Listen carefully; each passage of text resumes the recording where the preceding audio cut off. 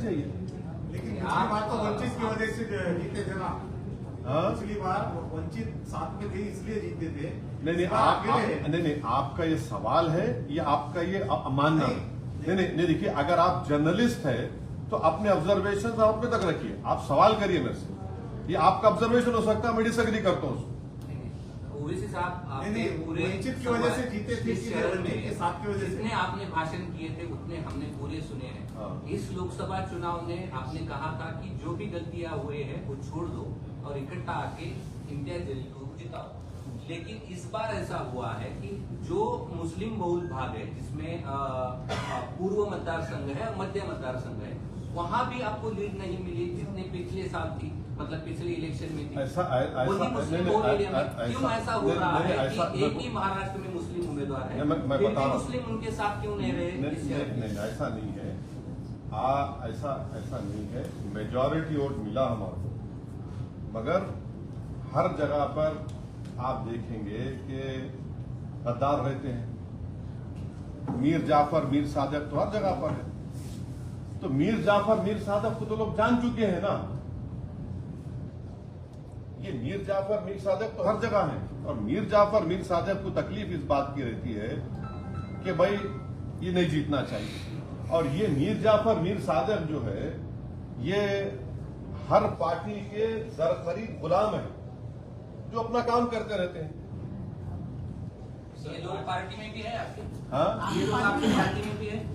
नहीं, और उनके ऊपर कुछ कार्रवाई होगी? देखिए, ये औरंगाबाद की जनता जानती है इन लोगों को, आप भी जानते हैं, दुनिया जानती है, और इंशाल्लाह इनको सबक मिलेगा। सर, आज मनोज जरांगे साहब औरंगाबाद में है और आप भी हैं, क्या आप उनकी मुलाकात के लिए जाने वाले हैं? अरे ये आप लोग मेरे को न्यूज बनाने के लिए मेरे को क्यों इस्तेमाल करते यार? नहीं, ऐसा कोई है ही नहीं प्रोग्राम। हमारा यही प्रोग्राम है। अभी आप लोग जा रहे थे बोल के जल्दी हम प्रेस कॉन्फ्रेंस कर लिए आपकी सहूलत के लिए, ताकि हमारी न्यूज भी आ जाए। उनका बड़ा मालूम हुआ मेरे को आने पर मालूम हुआ। महाराष्ट्र में एक योजना ये लाडली बहन, लेकिन लाडली बहन बोल के एक योजना महाराष्ट्र सरकार ने जारी की है। हाँ। उसमें एक मनसे के नेता ने ऐसा कहा है कि इसका लाभ जो है तो मुस्लिम को ना दी जाए, क्योंकि उनको 2 बीवी रहती है, उनको बच्चे ज्यादा रहते हैं, उनको 4 बीवी। अच्छा, तो जिसकी मिस्ट्रेस है उसको भी मिलना नहीं मिलना, जिसके माने जो शादी नहीं करके लिव इन रिलेशनशिप करके बच्चे भी हो जाते हैं, उनको मिलना नहीं मिलना। हाँ, अब आप बोलेंगे नहीं, जो बाप शराब पीता उसकी बेटी को नहीं मिलना, तो पूरे के पूरे आउट हो जाएंगे। फिर तो पानी पूरा पीते 6 बजते की। ये हर चीज मुसलमान को ला लेना कि बच्चे ज्यादा पैदा करते, क्या वही बोलना, बच्चे ज्यादा पैदा करते। वो पागल है बोलने वाला। उन्हें अगर पढ़ लिखता, थोड़ा नेशनल फैमिली हेल्थ सर्वे पढ़ लेता वो दीवाना, तो उसकी आंख खुल जाती कि TFR रेट गिरा है। तो जाहिल है उन्हें, उसको सिर्फ एक ही 1 पॉइंट एजेंडा है, नफरत करो मुसलमानों से। जैसा नरेंद्र मोदी अपना भाषण बोले थे पार्लियामेंट में कि घुसपैठी है, बच्चे ज्यादा पैदा करते और मंगलसूत्र छीन के ले जाएंगे, भैंस खींच कर लेके जाएंगे, तो उन्हें बोल रहे ज्यादा बच्चे पैदा करते। अरे प्यारे, तुम जिसके इशारों पर कठपुतली बने हुए हैं, नरेंद्र मोदी को भी 6 भाइयां हैं, अमित शाह को 6 बहनें हैं। अब उसका जिम्मेदार कौन है? अब कौन जिम्मेदार है उसका, बोलो ना। तो ये इनका नफरत है। अगर वो एम्पिरिकल एविडेंस पढ़ते तो खैर आपके जरिए से उनको ज्ञान मिल गया आज को। अब इसी से ममता बनर्जी कल शरद पवार से मिले और उन्होंने कहा कि भाई सरकार बहुमत में नहीं है। कौन सी सरकार? मोदी सरकार, अभी वर्तमान सरकार। हाँ, अगर कल बहुमत करने के लिए वोटिंग का वक्त आता है तो आपकी, मतलब आप एक MP है, आपकी क्या स्थिति है? मतलब आप किसके फेवर में रहें? अरे हम ही तो लड़ रहे हैं मोदी से। घुसपैठी हमारे को बोल दिए, ममता बनर्जी घुसपैठी बोले। मंगलसूत्र छीन के चोरी का हमको देने का किसका बोले? हमको बोले, मुस्लिम कम्युनिटी को बोले। किसकी भैंस चोरी करके दी जाएंगी, चोरी का हमको बोले। अरे पूरा मुस्लिम कम्युनिटी को टारगेट करके बीजेपी ने जीता ना, जितने सीट जीते।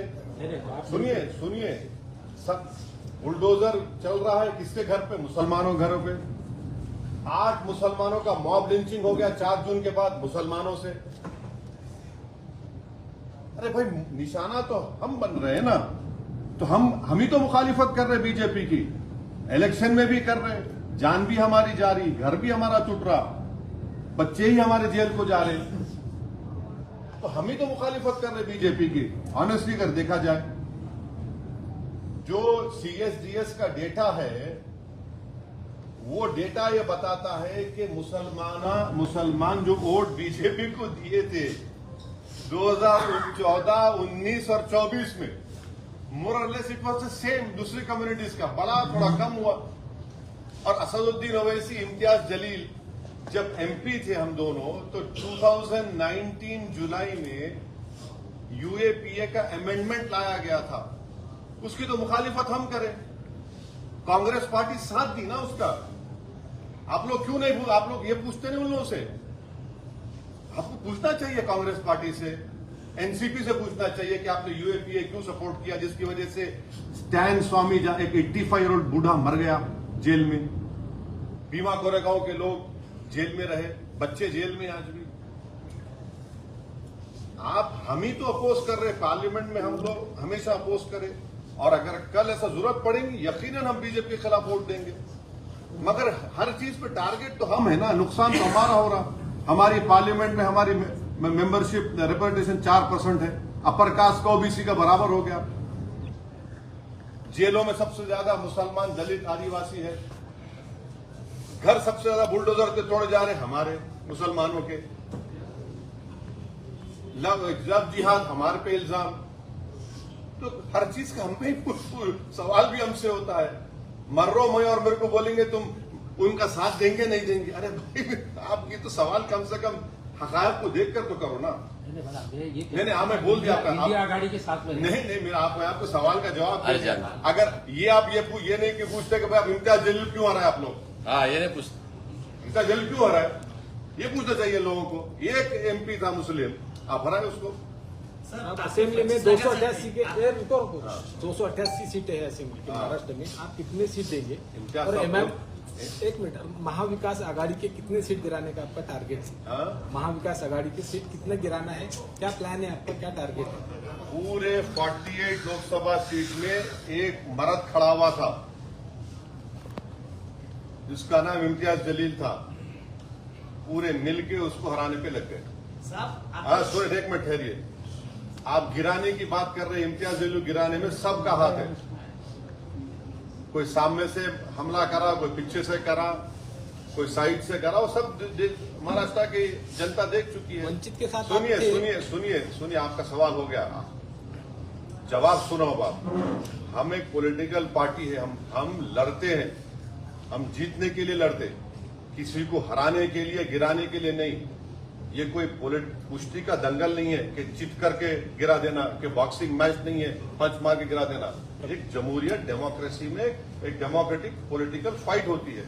प्रकाश आंबेडकर को आपने 100 सीटें मांगी थी, तब आप साथ में थे। नहीं, आपको नहीं, आप झूठ बोल रहे हैं, आपको नहीं मांगी, झूठ बोल रहे हैं आप, अलायंस क्यों टूटा? आपको झूठ बोल रहे हैं। देखिए अलायंस क्यों? देखिए, आप सवाल करिए, अपना ऑब्जर्वेशन मत दीजिए। आपका ऑब्जर्वेशन है, बाहर लेके जाइए। एज अ जर्नलिस्ट आप सवाल करिए, मैं सुनने तैयार हूँ। मगर अलायंस क्यों टूटा, जब मैं किताब लिखूंगा बताऊंगा सर। अच्छा, हमारी वजह से नहीं टूटा। सर प्रिकॉशन क्या लेंगे साहब आने वाले चुनाव में? सर आने वाले चुनाव में प्रिकॉशन क्या लेंगे? आने वाले वक्त में अलायंस की गुंजाइश है किससे? अब कौन अलायंस करना चाह रहा, हमसे कोई बात करेंगे तो हम बात करेंगे। अभी तक तो कोई बात नहीं करे, कोई बात ही नहीं हुई किसी से हमारी। सर मोदी हुकूमत इमरजेंसी हालत है, ऐसा संजय राउत ने कहा है। मोदी हुकूमत इमरजेंसी हालत में है, इस तरह का है मोदी दौरे हुकूमत। इमरजेंसी यकीनन इंदिरा गांधी ने नाफिज किया था। नरेंद्र मोदी सरकार में सबसे ज्यादा UAPA का इस्तेमाल मुसलमानों पर, दलितों पर, आदिवासियों पर हुआ। नरेंद्र मोदी जब प्राइम मिनिस्टर है 10 साल में सबसे ज्यादा घर तोड़े गए बुलडोजर से मुसलमानों के। मॉब लिंचिंग पहले भी होती थी, मगर 10 साल में सबसे ज्यादा मुसलमानों की हुई। जब से नरेंद्र मोदी प्राइम मिनिस्टर बने, मुसलमान एक पॉलिटिकल आउटकास्ट हो गया। अब तो सेकुलर पार्टीज भी सिर्फ बोलती वोट डाल देना, मगर कोई साथ ठहराने तैयार नहीं है। ये है रियलिटी भारत की पॉलिटिक्स। जलील साहब विधानसभा में जाएंगे या प्रेसिडेंट ही रहेंगे महाराष्ट्र? हाँ, जलील साहब इंशाअल्लाह ताला महाराष्ट्र की पॉलिटिक्स में बहुत बड़ा रोल प्ले करने वाले हैं फ्यूचर में। नहीं, रमेश साहब, एक सवाल ये है कि इन फ्यूचर क्या प्लान है पार्टी का? अब ये बोल दिए ना अंकल, पूरा बोल दिए। Sir, Rahul Gandhi leader of opposition की हैसियत से अभी लोकसभा में बोल रहे हैं, सब लोग तारीफ कर रहे हैं, आप कैसा देखते हैं सर? 10 साल के बाद लीडर ऑफ ऑपोजिशन मिला है तो उनके पास स्ट्रेंथ है, उन्होंने 10% उनके पास आ गए, वो एलओपी बन गए। ये कल विधानसभा की सीटों पे संजय राउत ने चंद्रकांत पाटिल को कहा है कि अपने को फिर से एक बार साथ आना चाहिए बीजेपी और शिवसेना। देखिए, मैं आपको जैसा बताया ना कि आने वाले कुछ दिनों के अंदर आपको बहुत सारे बदलाव नजर आएंगे उसके अंदर। कौन कब कहाँ किसके पास जाने वाला है, कौन किसके साथ अलायंस करने वाला है। अच्छा, आप लोगों को प्रोग्राम में जाने का भी है, याद रखिए।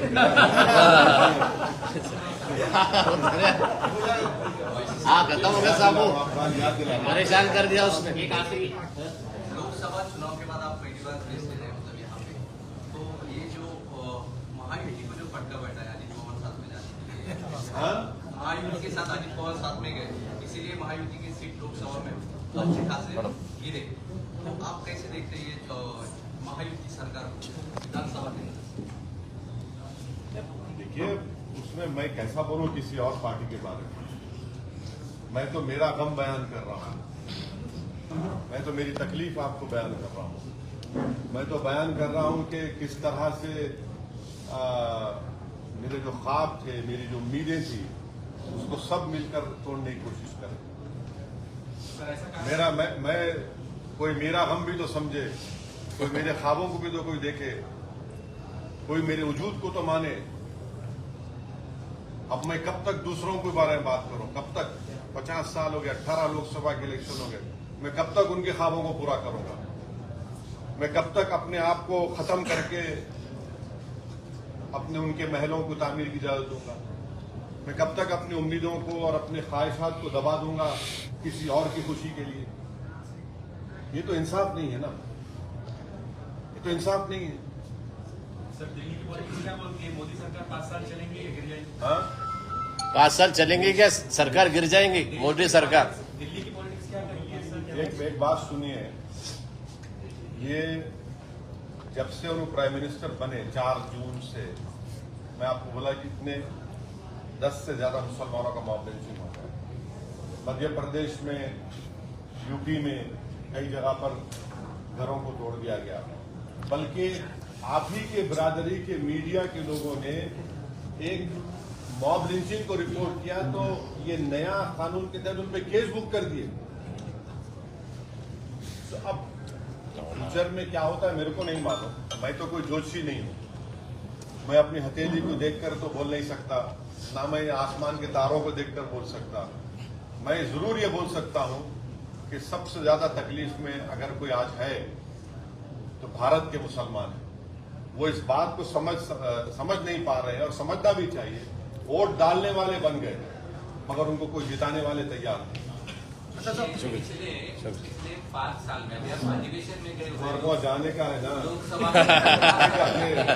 मैं ही पसंद आ गया। चलो सर, शुक्रिया सर, शुक्रिया। एक लाख सवाल, अभी आप अधिवेशन में गए हो, कौन से?